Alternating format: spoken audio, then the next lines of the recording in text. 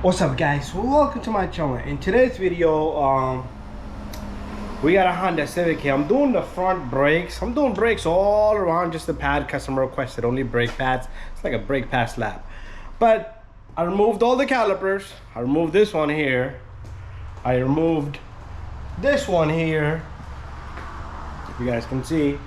I also went to the back and I removed this caliper. It's fine for it to sit there. I also went over here and I removed this caliper. So these are twist and turn calipers in the back, but the front one, at one time I was compressing this caliper. While I was compressing this caliper, I needed to go compress because I'm prepping the car for the brakes to be here, and then I just knock out all the brakes, put the new brakes in. So what happened here was I compressed this piston, like this one. I already compressed this piston over here. It's flush, it's all the way in. Then I went to the other side, and when I came back, this side came out and all the fluid leaked.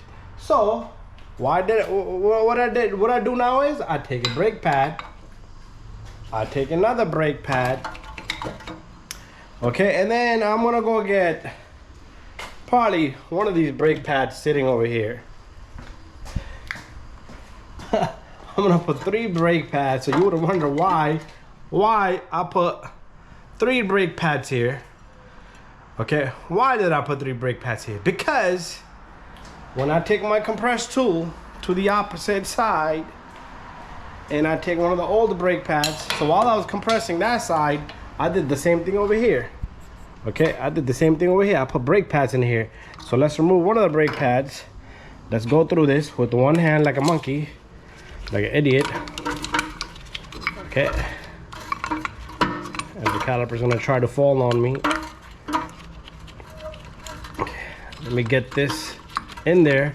So while I'm compressing this piston, what's happening here is the fluid and everything is going back through the line.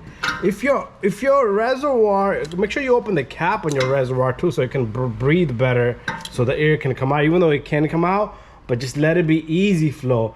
Because what happened that day, there was probably a restriction somewhere and the fluid didn't get pushed back, or maybe that was the easiest point for it to push back. There was really smooth calipers that day on that vehicle. So let me turn my camera around. So while I did that, this thing popped and all the fluid came out of this caliper. It was a disaster. We had to replace the caliper because we no longer want to push that back. So you can notice this caliper is no longer flush anymore. It did come out a little bit. So we had to compress this caliper too.